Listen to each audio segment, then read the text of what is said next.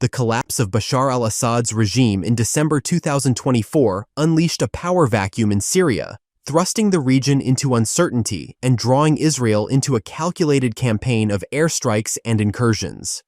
With over 780 strikes since Assad's fall, Israel's actions signal a strategic push to shape Syria's future while neutralizing threats.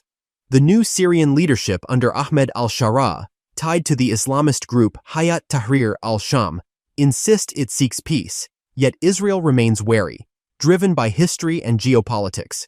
Here are the top 5 reasons behind Israel's relentless attacks on Syria in 2025, a campaign that's reshaping the Middle East. First, Israel aims to prevent weapons from falling into hostile hands. Assad's arsenal, chemical weapons, long-range missiles, and advanced anti-aircraft systems was a known quantity, deterred by decades of uneasy stability. When rebels toppled him, Israel launched immediate strikes, destroying 80% of Syria's strategic stockpiles within days. The fear is that groups like al-Shara's HTS, with its al-Qaeda roots, or resurgent factions like ISIS, could seize these assets.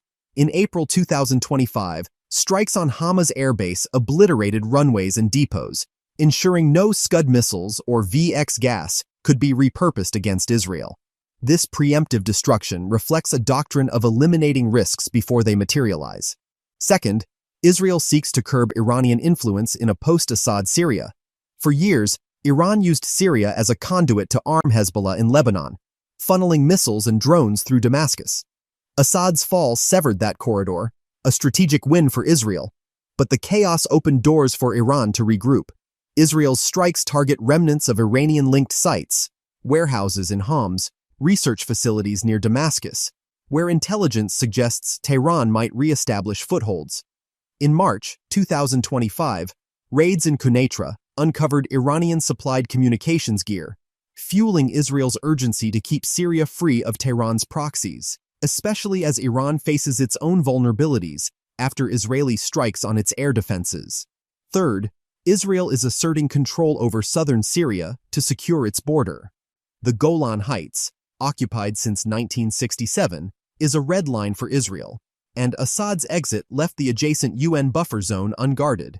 Israeli forces moved in, establishing 9 outposts, including 2 on Mount Hermon, by February 2025. Airstrikes on Dara and Quneitra accompany ground incursions to enforce a sterile defense zone, ensuring no militia, HTS or otherwise, can position itself within striking distance. Netanyahu's demand for southern Syria's demilitarization reflects a bid to dictate terms, even as locals in villages like Kuya resist, firing warning shots that trigger deadly Israeli reprisals. Fourth, Israel is sending a message to regional powers, particularly Turkey. Ankara's backing of HTS and reported plans for Syrian airbases alarm Israel, which sees a Turkish-aligned Syria as a potential threat.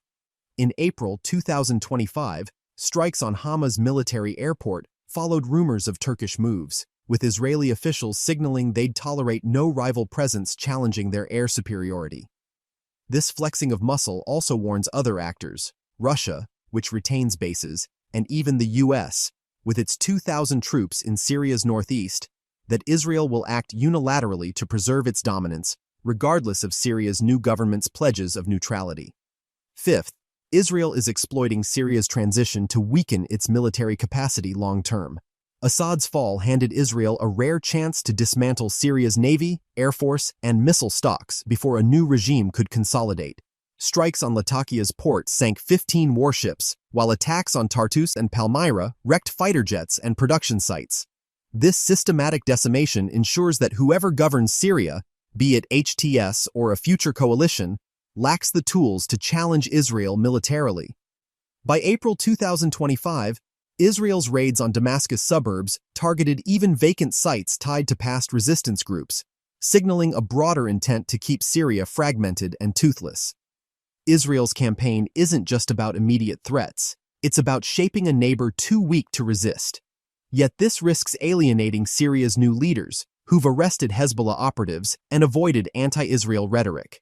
The strikes, killing dozens of civilians in Hama and Daraya, stir resentment, potentially sowing the seeds for future conflict.